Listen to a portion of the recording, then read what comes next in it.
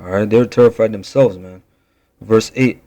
For they that promised to drive away terrors and troubles from a sick soul were sick themselves of fear, worthy to be laughed at.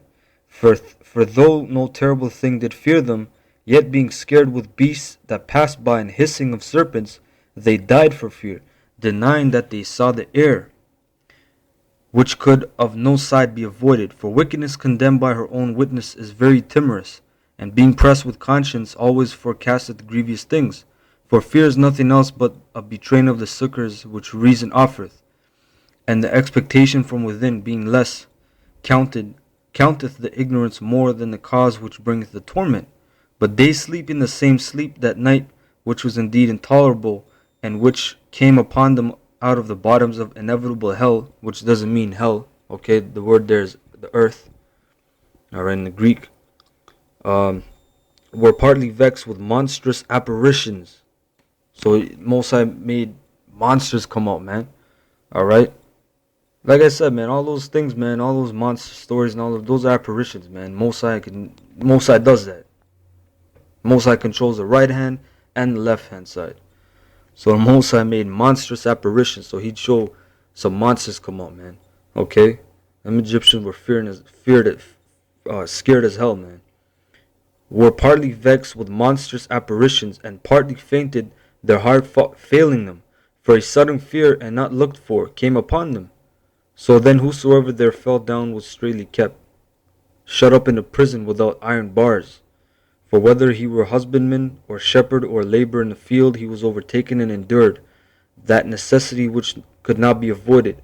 For they were all bound with one chain of darkness, whether it were a whistling wind, or a melodious noise of birds among the spreading branches, or a pleasant fall of water running violently, or a terrible sound of stones cast down, or a running that could not be seen of skipping beasts, or a roaring voice of most savage wild beasts, or a rebounding echo from the hollow mountains. These things made them to swoon for fear. For the whole world shined with clear light, and none were hindered in their labor. Over them only was spread an heavy night, an image of that darkness which should afterwards receive them, but yet were they unto themselves more grievous than darkness. Alright, and that's some heavy shit, man. Alright, and there's another example in the book of Psalms, chapter 78. And I'm going to start at verse 42.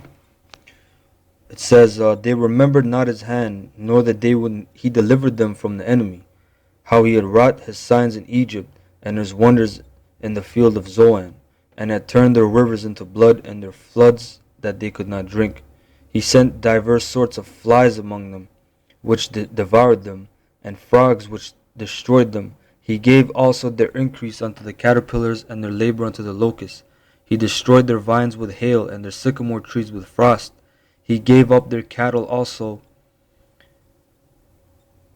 He gave up their cattle also to the hail, and their flocks to hot thunderbolts. He cast upon them the fierceness of his anger, wrath, and indignation, and trouble, by sending evil angels among them.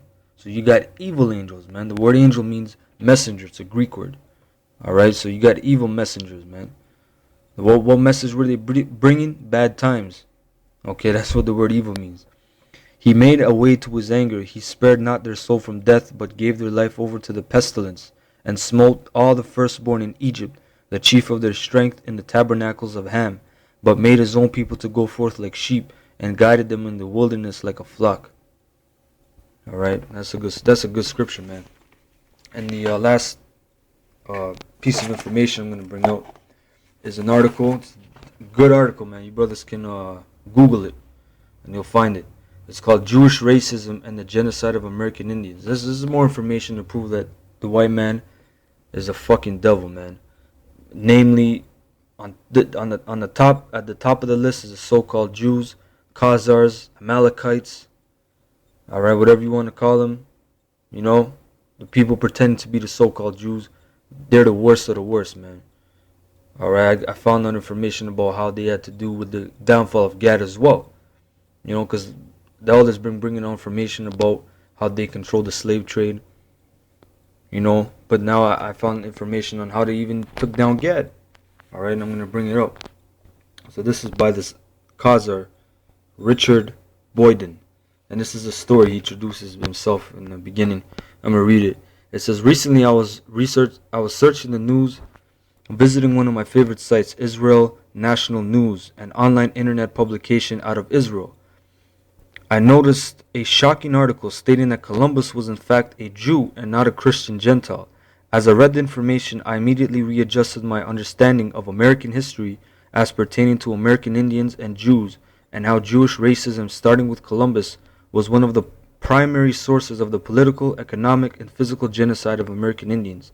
Being Jewish on my grandfather's side, having lived in Israel, and as a former radio talk show host, I many times focus on issues related to Israel, including interviewing Holocaust survivors. These were Jews who were victims of Nazi racism. Even though my Jewish roots were not official due to the fact I have no immediate matrilineal connection to my heritage, I am acutely aware of the spiritual calling and role of my Jewish people in their relationship with God and mankind. Because they believe that if your mother's not a Jew, then you're not a Jew. That's total bullshit. Alright, everything goes through your father. Alright, that's why he has the X and Y chromosome. He's the determining factor. Alright, it's the seed of man. Because of this part of my life, I was aware of injustice and racism on the level that allowed me to understand more fully the genocidal history of American Indians, and sadly enough, the role of Jewish people in this tragic history. That's not sadly enough. That's truth, man. Alright, the scriptures tell you that Esau lived by the sword; he shall gain the earth by the sword. So reading down, it says, in further readings, I discovered another shocking fact that contributes to American Indian genocide to this day. And that is the fact that the first whiskey distilleries started in America were established in Newport by a Jew named Nicholas Lowe. And that whiskey was a Jewish tool to take advantage of Indians in commerce. Also, the first slaves were not African but Indians taken by Columbus to Europe. Most all of the slave ships used in transporting African peoples to America as slaves were Jewish owned. I found a story on a Jewish bounty hunter named Sigmund Schlesinger, a Jewish immigrant from New York City working in Kansas on Cheyenne lands near Sheridan, Kansas. He gleefully participated in the mass murder and genocide of American Indians, participating in the hunting down American Indian families in their homes and attacking them. His Jewish racism targeting American Indians included making sure they were murdered, terrorized, and deported in a massive ethnic cleansing. Scalped 3 Indians which were found 15 feet from my hole concealed in grass for the purpose of collecting bounty. More recent are news articles published in the Wall Street Journal written by a Jew named Kaplan, glorifying the various military campaigns of Indian killings as something to be proud of. Michael Medved, a Jewish talk show host, states that there was nothing close to a holocaust of Indians as compared to Jewish history. He called Indian nations struggling Stone Age societies. Fucking devils, man. That's why you white people, you're gonna get a fucking foot up your ass sideways, man. Like Yoel Tahar says, okay? You're gonna get a fucking foot up your ass, you fucking devils, man. You bunch of scum rats. Then there is the scamming lying works of a Jew named Abram Hoff, whose resume was pure exploitation of Indian tribal casino monies. Abram Hoff used the F word to describe American Indians. He considered them a lower form of existence. They're just plain stupid morons. And on Indian reservations here in South Dakota, H.R. Block, a Jewish-owned tax service, is engaged in racist predatory lending and making hundreds of thousands of dollars off of unsuspecting Indians by offering quick high-interest loans in the name of getting your refund sooner. Block was sued for doing the same among poor blacks, but has a green light from the government to exploit American Indians. The highest prices for food and groceries are found in 2 Jewish-owned stores on the Pine Ridge and Rosebud reservations, 20 to 30% higher as compared to off-reservation stores. Single Indian mothers needing Pampers and wipes for their babies have to pay $2 to $4 more per package. Formula is overpriced compared to Walmart. These mothers earn in some cases less than $400 a month. Is this not racism and economic exploitation of American Indians by Jewish racism? The point that I'm making is that as I've studied, observed, and witnessed Jewish contact and involvement with American Indians, it has been from the beginning to this day solely for the purpose of using and exploiting for the purpose of making money off of American Indians. This includes the theft of the Black Hills, Alright, which they got those pieces of shit, Abraham Lincoln, all those idiots carved out. You see the famous mountain. That's the Black Hills. That was a sacred. That was a sacred ground where the Gaddish, they would keep the Israelite customs. Okay, they stole that land. Okay, if you watch that movie, Bury My Heart, A Wounded Knee, I believe there's a part when they sit down and they talk about the Black Hills, this and that, and the white man said, "Oh, I'm not gonna take it," but he takes it anyway. Okay, then he carved his own fucking face in there, and he took all the gold and all the minerals from there, man. You fucking crackers are gonna pay for that shit, man. Alright? This includes the theft of the Black Hills, the billions in gold stolen from the Black Hills, and the ignoring of this by the Jewish segment in America. Jews also have ignored the loss of billions of dollars in trust monies owed to American Indians by the same United States government. But of course, they want their lost and stolen assets from the Holocaust paid back. How hypocritical. And that's damn straight. Alright? Last part is, it's a this racist word, which is redskin. This racist word has its historical record of bounty hunters needing to present proof that they murdered a redskin.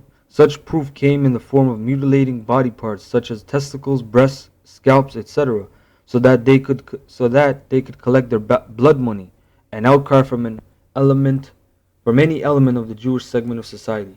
So the reason why they call them redskin, because they would take their nose off, they'd scalp them, and it'll be blood.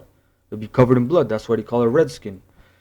Another thing they did, they would strip an Indian, a Gaddite, down from his thighs, and I believe they made coats out of that. You know, they would take his back and strip it all and make seating pads for their horses and all that shit, man. You fucking crackers are gonna pay for that, man. Or the Most High is gonna fuck you up, man. You know, you brothers can research this, man. You gotta start hating this fucking devil, like Elder Tahar says, or the Gabar, Orion Lamb, all the way down, man. You gotta fucking start hating this fucking devil, man. Alright? You gotta hate this devil with a perfect hatred, because he hates you. This fucking devil hates you, man. What the fuck's wrong with you niggas, man? You listen to General Gehenna too damn much, man, and Zabak and all those fucking idiots, man. You know, so I hope that was informative. You know, give all praises to Yahweh Hashem Yahushai for blessing me with this truth and bringing out information. You know, double honors to my elders where I learned this truth from GMS, Great Millstone. All right. Honors to you brothers out there doing the work of the Most High, man. You true brothers, man, not you fake niggas, man. Not you cheerleading pieces of shit. Most High he gonna find you out. He's gonna sieve you out. All right. He's gonna burn the chaff into unquenchable fire, man. Okay? So, shalom.